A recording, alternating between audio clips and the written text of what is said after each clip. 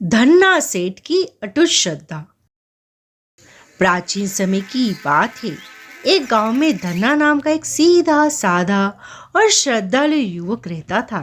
लोग उसे प्रेम से धन्ना सेठ कहते थे।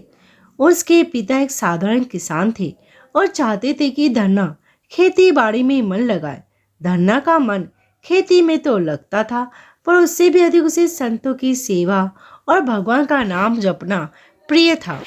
एक दिन उसके पिता ने उसे बीज के लिए गेहूं दिया और कहा, इसे खेत में बोआओ, ध्यान रहे बीज अच्छा है, व्यर्थ मत करना।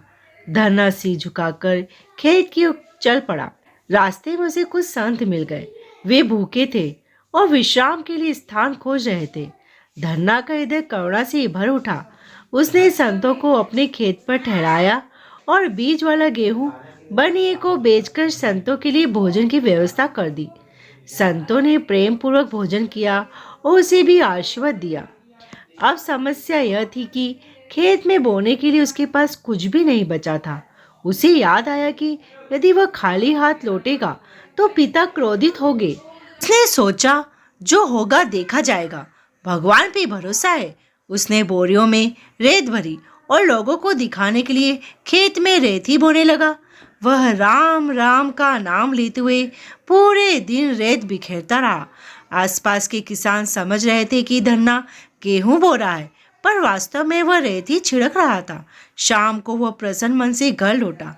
पिता ने पूछा, खेत बोआ है? धन्ना ने शांत स्वर में कहा, हाँ पिताजी, बो आया। वह मन ही मन सोच रहा था कि खेत में कुछ उगेगा नहीं तो देखभाल की चिंता भी नहीं रहेगी। कुछ दिन बीते। एक सुबह उसके पिता और गांव के कुछ बुजुर्ग उसके पास आए। वे आश्चर्य से कहने लगे, धन्ना, तुमने तो कमाल कर दिया। ऐसी सुंदर फसल हमने कभी देखी ही नहीं। लगता है जैसे हर दाना नाम जप रहा हो, जैसे हर दाना नाप नाप कर बोया गया हो। यह समान दूरी पर उगे हैं।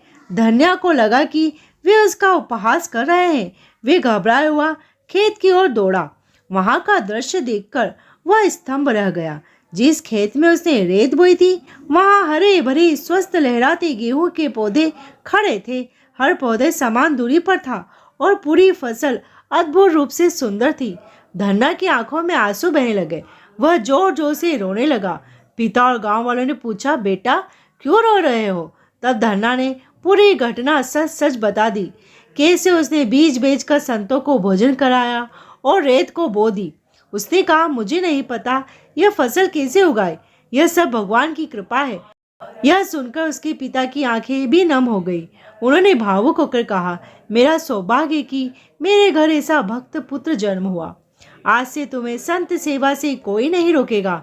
मैं भी तुम्हारे साथ भक्ति करूंगा। उस दिन से पूरा परिवार संत सेवा और भगवान की भक्ति में लग गया। कुछ समय बाद जब फसल काटी गई तो चमत्कार और भी बढ़कर सामने आया। जितनी भूमि थी उससे 50 गुना अधिक गेहूं निकला। इतना अन्न हुआ कि रखने के लिए स्थान भी कम पड़ गया। पूरे गांव में यह बात फैल गई और लोग दूर दूर से उस फसल को देखने आने लगे और भगवान की महिमा का गुणगान करने लगे। इस घटना ने सबको सिखाया कि सच्ची श्रद्धा और निस्वार्थ सेवा कभी व्यर्थ नहीं जाती है।